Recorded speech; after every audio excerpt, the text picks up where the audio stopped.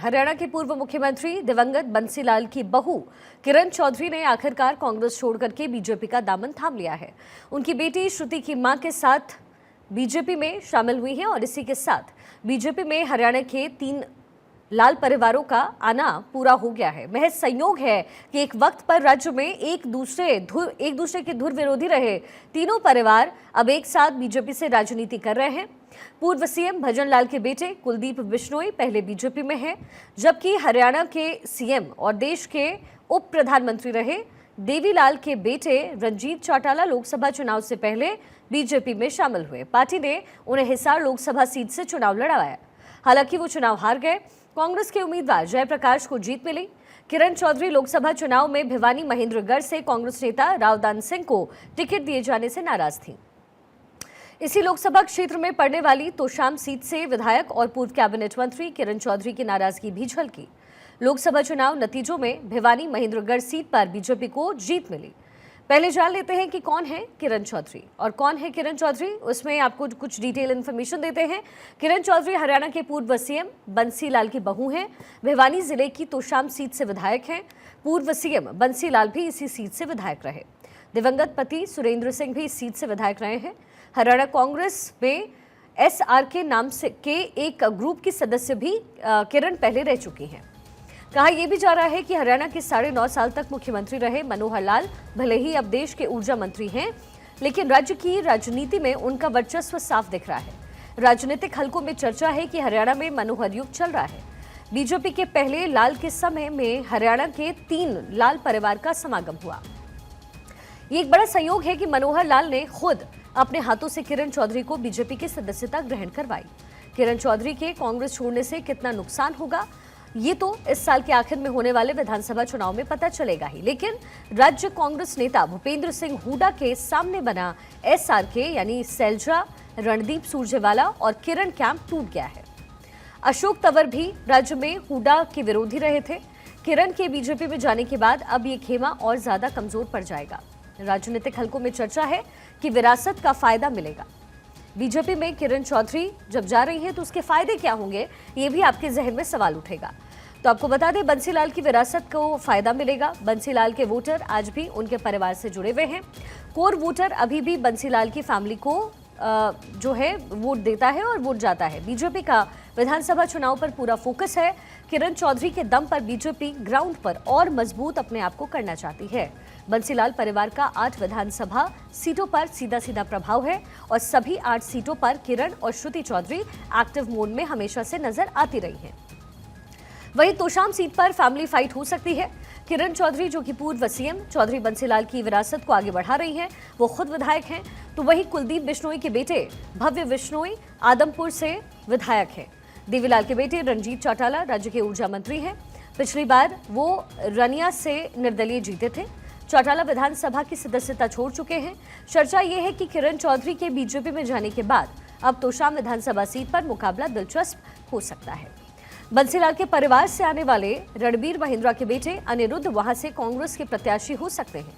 भिवानी महेंद्रगढ़ में बीजेपी नेता किरण चौधरी के आने का कितना वेलकम करते हैं, ये भी चुनाव में साफ हो जाएगा। लेकिन हरियाणा के 80 और 90 के दशक में जलवा मचाने वाले 3 लाल परिवारों के सदस्यों का बीजेपी में पदार्पण हो चुका है। अब देखना यह है कि मुश्किल माने जाने वाले विधानसभा चुनाव में ये परिवार के सदस्य कितने मददगार साबित होते हैं। फैमिली फाइट की भी संभावनाएं हैं। कैसे? किरण चौधरी खुद विधायक है। कुलदीप बिश्नोई के बेटे भव्य बिश्नोई आदमपुर से विधायक हैं और देवीलाल के बेटे रणजीत चौटाला राज्य के ऊर्जा मंत्री हैं। पिछली बार वो रनिया से निर्दलीय जीते थे। चौटाला विधानसभा की सदस्यता छोड़ चुके हैं। किरण चौधरी के बीजेपी में जाने के बाद मुकाबला बेहद दिलचस्प नजर आ रहा है। बंसीलाल के परिवार से अनिरुद्ध कांग्रेस के प्रत्याशी हो सकते हैं। जानकारों की अगर माने तो कांग्रेस में भूपेंद्र सिंह हुड्डा का विरोधी और कम हो गया है, लेकिन किरण चौधरी के बीजेपी में जाने से भिवानी महेंद्रगढ़ लोकसभा क्षेत्र की 5 में से 6 सीटों पर बंसीलाल परिवार का सीधा प्रभाव है। इसका फायदा बीजेपी को मिल सकता है। किरण चौधरी का बीजेपी में जाना दर्शाता है कि पार्टी अब चुनावी मोड में आ गई है। ऐसे में कांग्रेस हाईकमान को सोचना होगा कि किरण चौधरी जैसी बड़ी नेता ने पार्टी क्यों छोड़ी। इससे पहले अशोक तंवर पार्टी छोड़कर गए थे। वो राहुल गांधी की टीम का हिस्सा थे। अगर कांग्रेस को राज्य में वापसी करनी है तो सब कुछ साथ लेकर ही चलना पड़ेगा। थानेश्वर मेरे सहयोगी मेरे साथ इस समय कनेक्टेड हैं। थानेश्वर, हमने पूरी हिस्ट्री अपने दर्शकों को बता दी है। किरण और श्रुति अब जब बीजेपी में शामिल हुए हैं तो ग्राउंड पर सीधा सीधा फायदा कितना मिलता हुआ नजर आ रहा है? देखिए, ग्राउंड पर बीजेपी को इसका बहुत ज्यादा फायदा मिलने की संभावना है, क्योंकि चौधरी बंसीलाल की जो विरासत है वो किरण चौधरी और श्रुति चौधरी के पास है। हालांकि रणवीर महिंद्रा भी कहा जाता है कि बंसीलाल परिवार के सदस्य हैं, लेकिन उनके पास उतनी विरासत नहीं है जितनी उनकी इनका होल्ड है, श्रुति चौधरी और किरण चौधरी का। बंसीलाल की जो पुश्तैनी सीट थी तो शाम वहां से विधायक रही है किरण चौधरी, और किरण चौधरी का अपने एरिया में बहुत अच्छा नाम है। सबसे बड़ी बात यह है कि किरण चौधरी चाहे दिल्ली में रही हो, चाहे भिवानी से सांसद रही हो, जहां जहां भी उन्होंने काम किया है, उन्होंने अपना जो लोकसभा क्षेत्र है भिवानी महेंद्रगढ़ लोकसभा क्षेत्र, उसमें पकड़ कभी छोड़ी नहीं है। वहां के एक एक कार्यकर्ता के सुख दुख में वो आती रही है। इसलिए कहा जाता है कि भिवानी महेंद्रगढ़ लोकसभा की 10 लोकसभा सीटों में विधानसभा सीटों में से 8 विधानसभा सीटें ऐसी है जहां पर उनका सीधे सीधे पकड़ है। यही कारण था कि जब राहुल गांधी आए थे तो राहुल गांधी की उपस्थिति में स्टेज पर ही किरण चौधरी और राव दान सिंह के बीच में अच्छी खासी तनातनी भी हो गई थी। अब राव दान सिंह ने भी क्लियर कट कहा था कि किरण चौधरी ने मेरा सहयोग नहीं किया, जिस वजह से मैं हार गया हूं। तो उधर से किरण चौधरी ने भी कहा था कि मेरे को उतना मान सम्मान नहीं मिल रहा था। अब किरण चौधरी चूंकि बीजेपी का साथ दामन थाम चुकी है, तो इससे बीजेपी को बहुत ज्यादा फायदा होने की संभावना है। हालांकि भूपेंद्र सिंह हुड्डा का जो गुट है वो भी वहां काफी मजबूत है। उसकी मजबूती का ही कारण है कि राव दान सिंह वहां से टिकट लेने में सफल हो गए थे। अब जिस तरीके से फ्री हैंड दे दिया गया भूपेंद्र सिंह हुड्डा को, तो उससे साफ लग रहा है कि अब भूपेंद्र जो एसआर के ग्रुप था वो सरासर खत्म होता जा रहा है। एसआर के में से कुमारी शैलजा थी, रणदीप सुरजेवाला थे, और साथ ही साथ उनके वो थे किरण चौधरी थी। किरण चौधरी अब बीजेपी कांग्रेस छोड़ चुकी है। अब रणदीप सुरजेवाला और बाकी कुमारी शैलजा बची है। अब वो गुट बिल्कुल कमजोर हो चुका है। अब भूपेंद्र सिंह हुड्डा की इज्जत भी दांव पर आ गई है, क्योंकि जिस तरीके किरण चौधरी जैसी दिग्गज नेता पार्टी छोड़कर गई हैं, उससे सीधा सीधा आला कमान ने यह कहा है कि उन्होंने सीधा सीधा आरोप लगाया कि मैं भूपेंद्र सिंह हुड्डा की वजह से पार्टी छोड़कर जा रही हूं, मुझे वो मान सम्मान नहीं मिल रहा है जिसकी मैं हकदार थी। और साथ ही साथ कहा जा रहा है कि कुछ नेता ऐसे हैं जो पार्टी को अपनी जागीर समझकर चला रहे हैं, जिससे आला नेताओं ने क्लियर कट शब्दों में भूपेंद्र सिंह हुड्डा को कहा है कि आपकी वजह से जो किरण चौधरी गई है उसका कहीं भी डैमेज नहीं होना चाहिए। डैमेज कंट्रोल के लिए आप जो सेकंड प्लान है वो तैयार रखिए। अब भूपेंद्र सिंह हुड्डा की इज्जत दांव पर है। दूसरी तरफ अपना वर्चस्व दिखाने के लिए किरण चौधरी भी पूरे दमखम के साथ विधानसभा चुनाव में उतरेंगी, और 8 विधानसभा जो उनकी जहां पर उनकी पकड़ है उन 8 पर ही विजय करने का प्रयास करेंगी। इस पर भिवानी महेंद्रगढ़ लोकसभा क्षेत्र के अंदर चूंकि किरण वर्सेस बंसीलाल भी हो सकता है, रणवीर महिंद्रा के बेटे भी तो शाम सीट से आ सकते हैं, हो सकता है कि पारिवारिक फाइट भी हो जाए। अब देखना यह है कि किस तरीके से कांग्रेस आगे बिसात के पत्ते क्या बिछाती है। दूसरी तरफ कांग्रेस के कुछ और बड़े नेता भी हैं जो किरण चौधरी के टच में हैं, वो भी कांग्रेस को जल्दी अलविदा कह सकते हैं। अब जिस तरीके से कांग्रेस में एक के बाद एक भगदड़ मच गई है, उससे कांग्रेस आला कमान भी सोचने पे थोड़ा मजबूर हो गई है। और सबसे बड़ी बात है कि कांग्रेस हरियाणा में 3 लालों की सरकार कही जाती थी, 3 लाल कहे जाते थे, बंसीलाल देवीलाल और भजन लाल। अब तीनों लालों के जो बेटे हैं वो एक ही पार्टी की राजनीति कर रहे हैं, बीजेपी के नीचे आ गए हैं। अब ऐसा तो कुछ है बीजेपी में कि तीनों लाल जो धुर विरोधी रहे हैं वो अब बीजेपी की राजनीति कर रहे हैं। अब देखना यह है कि बीजेपी आगे किस तरीके से बिसात बिछाती है और इन तीनों लालों का फायदा किस तरीके से उठाती है। हालांकि दूसरी तरफ कहा जाए तो भजनलाल के बेटे कुलदीप बिश्नोई नाराज चल रहे हैं, क्योंकि उनके वो पार्टी के अध्यक्ष बनना चाहते थे, पहले नहीं बन पाए, और दूसरी तरफ बेटे भव्य बिश्नोई को हिसार से बीजेपी की टिकट चाहते थे, वो नहीं मिल पाई। अब कुलदीप बिश्नोई भी कुछ नाराज चल रहे हैं, बीजेपी उन्हें किस तरीके से मनाती है और उनका फायदा किस तरीके से उठाती है। हालांकि जो चौटाला परिवार से आते हैं उनको तो क्लियर कट कह दिया गया कि चाहे वो हिसार से चुनाव हार गए हैं लेकिन मंत्री बने रहेंगे हरियाणा सरकार में, जो सीधा सीधा दर्शाता है कि चौटाला परिवार का फायदा उठाने के लिए सीधा सीधा बीजेपी ने तुर्क का पत्ता चलाया और उनको मंत्री पद से नहीं हटाया गया। अब किरण चौधरी को क्या पद देते हैं, श्रुति चौधरी को किस तरीके से एडजस्ट करते हैं, ये आने वाला समय ही बताएगा। जी अच्छा, परिवार के अंदर जिस तरीके से मुकाबला आगे आने वाले दिनों में दिखने वाला है विधानसभा चुनाव में, वो भी बेहद दिलचस्प है। ऐसे में परिवार के किस सदस्य को ज्यादा फायदा मिलता हुआ आपको नजर आ रहा है? देखिए, परिवार के जो रणवीर महिंद्रा है उनकी उतनी पकड़ नहीं है जितनी कि किरण चौधरी परिवार की है। किरण चौधरी परिवार वहां पर बहुत मजबूत है, क्योंकि बंसीलाल की सीधी विरासत इन्होंने किरण चौधरी ने संभाली हुई है। तो शाम लोकसभा विधानसभा सीट जो है उनकी पुश्तैनी सीट रही है, और वहां पर आज भी इनकी पकड़ बहुत मजबूत है। एक एक व्यक्ति को, एक एक कार्यकर्ता को वो बाय नेम जानती है, जिस कारण इनका फायदा कहीं ना कहीं किरण चौधरी को फायदा होता ज्यादा नजर आ रहा है। अब कांग्रेस, हालांकि वहां पर भूपेंद्र सिंह हुड्डा गुट भी अब काफी सक्रिय है। अब देखना है कि भूपेंद्र सिंह हुड्डा कितने किरण के जो कार्यकर्ता हैं, किरण के जो पर्सनल वर्कर हैं, जो पुश्तैनी बंसीलाल के साथ जुड़े हुए परिवार है, उनको कितनों को तोड़ पाते हैं भूपेंद्र सिंह हुड्डा, उस पर ही सारी दारोमदार टिकी हुई है। जबकि किरण चौधरी ने आज बीजेपी ज्वाइन करते ही, कल हो सकता है कि कल या परसों किरण चौधरी का वहां पर भव्य स्वागत भी हो तो शाम के अंदर कि आपने बीजेपी ज्वाइन किया। बीजेपी जो तो शाम बीजेपी है वो उनका स्वागत करे और भिवानी बीजेपी भी उनका स्वागत कर सकती है। अब अगर बीजेपी इसका फायदा उठाना चाहती है तो इनको एक रोल मॉडल की तरह पेश करेंगे ताकि आगे लोगों में संदेश जाए कि कुछ तो ऐसा है कि सभी कांग्रेस के बड़े बड़े दिग्गज नेता जो थे, कहे जाते थे अपने आप में, कभी बंसीलाल परिवार की तूती बोलती थी पूरे हरियाणा में, वो भी आज बीजेपी ज्वाइन करने जा रहे हैं। तो ऐसे में सीधा मुझे लग रहा है कि बीजेपी को काफी फायदा होने की संभावना है किरण चौधरी के बीजेपी में शामिल होने से। जी अच्छा, और चुनाव को लेकर के जिस तरीके से तैयारियां इस समय हो रही है, हमने देखा मनोहर लाल अब मंत्री पद की शपथ ले चुके हैं और जिस तरीके से वहां पर सीएम को नियुक्त किया गया, बीजेपी की ग्राउंड पर क्या स्थिति थानेश्वर आपको नजर आ रही है?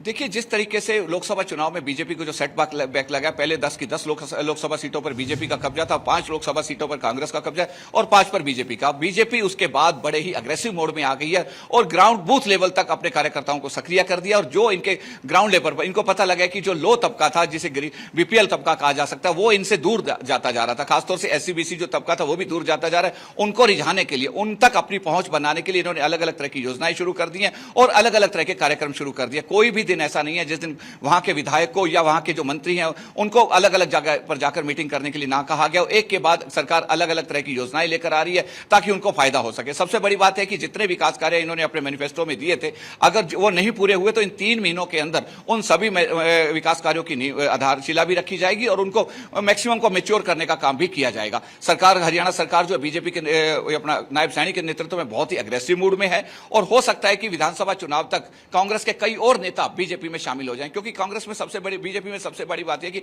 मनोहर लाल के साथ साथ एक तरुण भंडारी जो है, जो कांग्रेस के कभी प्रदेश प्रवक्ता होते थे और कांग्रेस में बड़ा अच्छा उनका नाम होता था, अशोक तंवर के बहुत नजदीकी होते थे। अब चूंकि अशोक तंवर भी बीजेपी में आ चुके हैं तो तरुण भंडारी एक ऐसे नेता है जिन्होंने पहले भी कई दिग्गज नेताओं को बीजेपी में शामिल करवाया। किरण चौधरी को बीजेपी में लाने में भी कहीं ना कहीं तरुण भंडारी का बहुत बड़ा योगदान माना जा रहा है। अब तरुण भंडारी जिस तरीके एक के बाद एक नेताओं को बीजेपी में शामिल करवा रहे हैं, उससे आगे लगता है कि हरियाणा के कांग्रेस के कई बड़े नेता जो अभी साफ तौर पे लगता है कि भूपेंद्र सिंह हुड्डा से नाराज है, मीटिंग्स में भी नहीं आ रहे हैं। हालांकि पिछले दिनों नहीं आए थे तो भूपेंद्र सिंह हुड्डा ने कहा था कि वो नेताओं को अपना कोई पर्सनल काम हो सकता है इसलिए नहीं आए हैं, लेकिन अब वो भी चर्चाओं में आ रहे हैं कि वो भी जल्द ही बीजेपी ज्वाइन कर सकते हैं। और बीजेपी का जिस तरीके से कुनबा बढ़ रहा है, हालांकि कहा जा सकता है, कहने को विपक्ष कह रहा है कि बीजेपी का जो वोट परसेंट है वो बहुत कम हुआ है, लेकिन बीजेपी का जो कुनबा बढ़ रहा है उससे विधानसभा चुनाव के अंदर बीजेपी को फायदा होने की संभावना है। अच्छा, लेकिन फिर थानेश्वर इसकी वजह क्या है? क्या इस समय, इस बार जो चुनाव नतीजे सामने आए हैं लोकसभा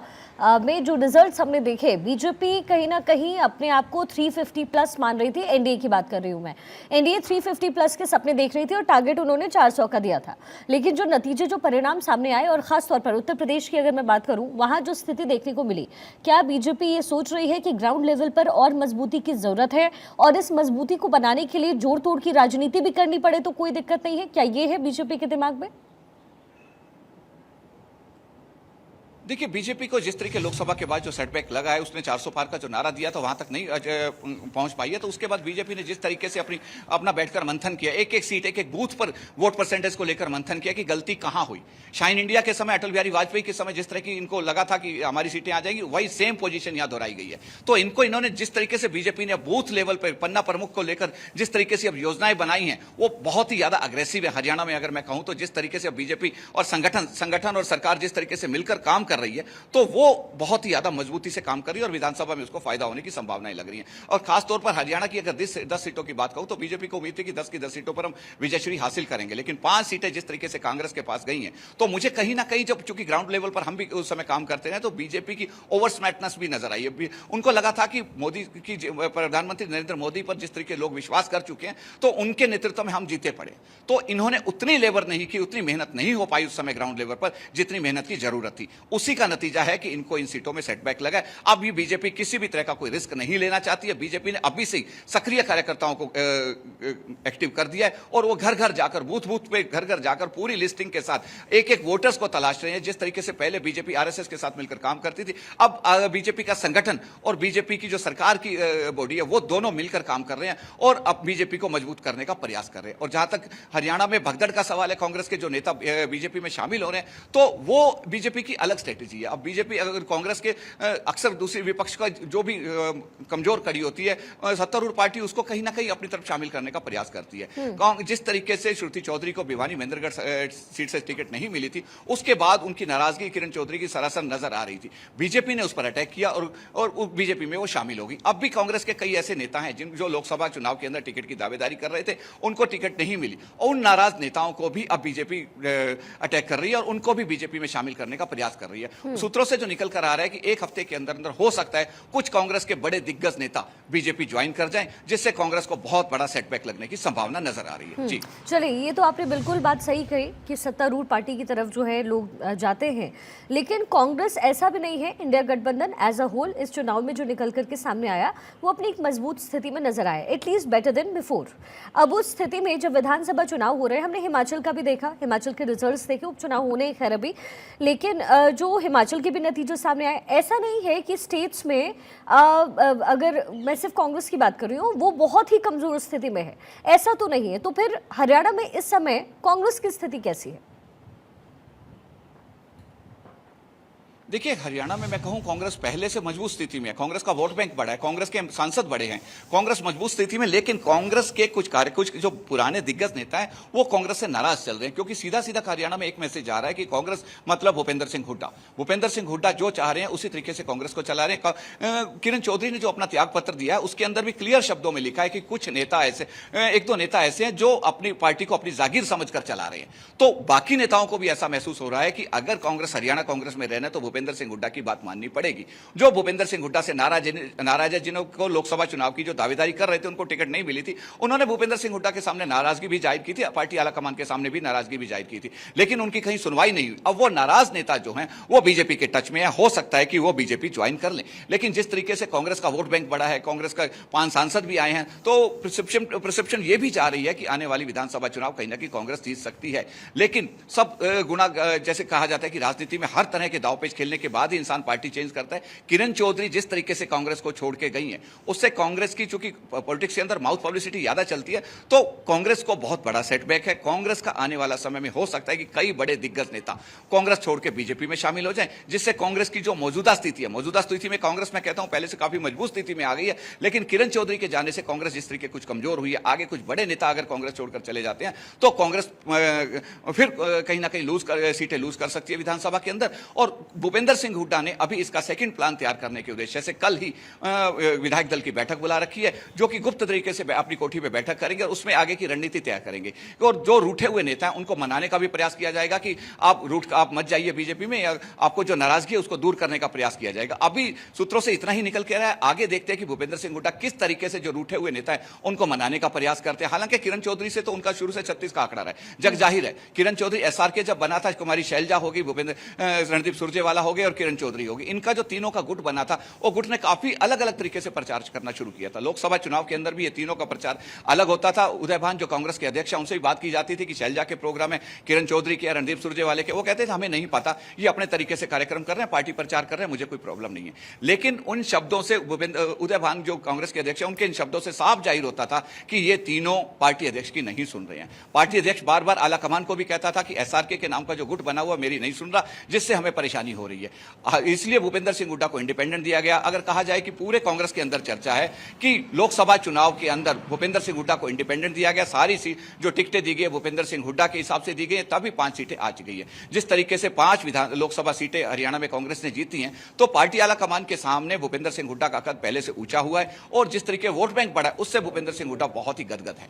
अब किरण चौधरी जिस तरीके छोड़ के चली गई और कांग्रेस के बड़े नेता जिस तरीके छोड़ के जा रहे हैं, पार्टी आलाकमान ने पूछा है कि इनका जो डैमेज कंट्रोल कंट्रोल होगा, डैमेज कंट्रोल करने के लिए आपके पास क्या प्लान है। अब भूपेंद्र सिंह हुड्डा कल बैठक करके डैमेज कंट्रोल का क्या प्लान करते हैं, किस तरीके से एक्टिव होते हैं, वो आने वाला समय ही बता पाएगा। लेकिन अभी बीजेपी को बहुत ज्यादा फायदा हो रहा है। जी, बीजेपी को फायदा तो हो रहा है, लेकिन यही तो सोचा गया था इस बार लोकसभा चुनाव में भी थानेश्वर, लेकिन परिणाम मन मुताबिक आए नहीं। और हमने देखा कि जब नतीजे सामने आए तो फिर प्रधानमंत्री की मुलाकात भी कुछ चीफ मिनिस्टर्स से हुई है, कई राज्यों के चीफ मिनिस्टर से उनकी मुलाकात भी हुई।